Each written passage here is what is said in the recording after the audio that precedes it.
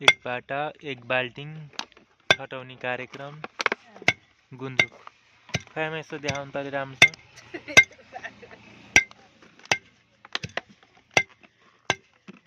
गुन्द्रुक कार्यक्रम के भयो त नि मिडिया इन्टरभ्यू लिन भनिदिनुहोस् ल तपाईँ गुन्द्रुक खाँदा कस्तो अनुभव भइरहेछ ल भनिदिनुहोस् माइकै मुखा तेर्साएर के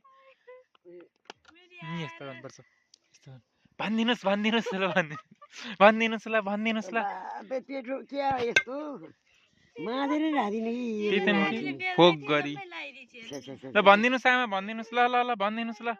गुन्द्रुक खाँदा बट्टा भएको 4-5 बट्टा भयो गुन्द्रुक 4-5 बट्टा त्यस्तो रोटी पकाएर पा पनि नमाजिरहेको आमाको एङ्गल आएन कि अलि राम्रोसँग हेलो माताजी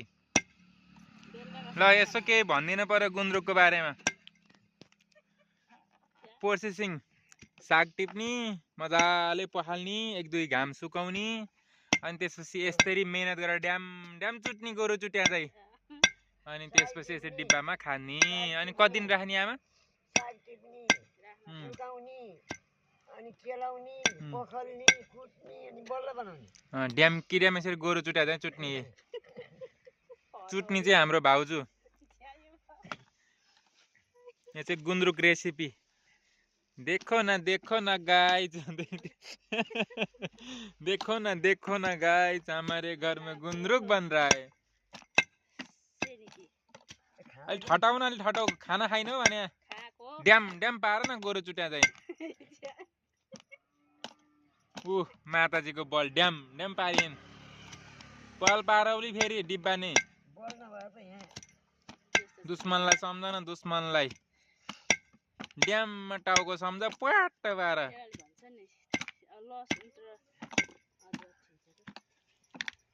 देखो न गाइस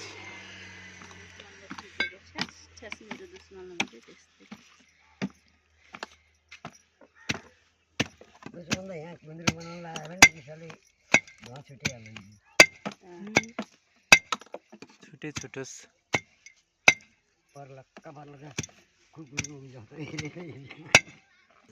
भन्नु न जे पाके देखो न यत्रो है अझै एकबाट कति 2-3 डिब्बा भन्छ जस्तो डिब्बा है त साग त काच्चै त हुन्छ नि कहाँ पाक्छ त नि पकाएको साग बनाउने हो त बुढीमा अझै अलि ओइलाउन पर्ने हो भाउजूले ओइलाउन जान्दिनन् हो त्यस्तै हुने हो नि जिउँदो त अनि साग मर्छ त मान्छेहरू मर्नलाई साग र दुबो कहिले मर्छ त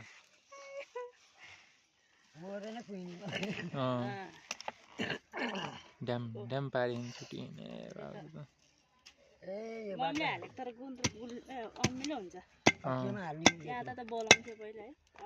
बोरामा हालेर मल खातामा लगेर गाडौँ न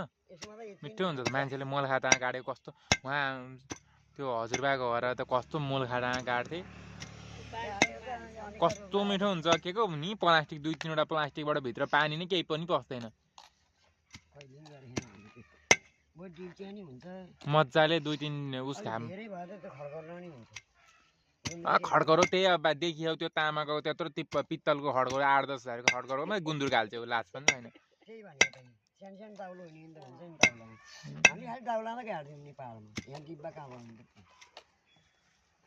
8-10 हजारले किन्नु हो अनि त्यो गुन्द्रुक खानलाई त्यत्रो 8-10 हजार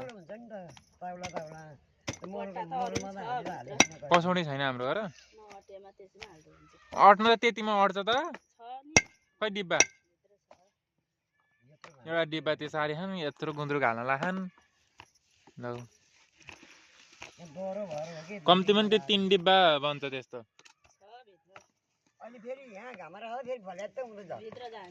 त्यो त जान त जाग गइहाल्छ नि गुन्द्रुक त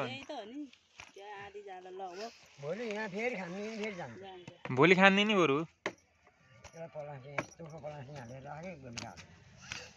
त्यो गल्छ नि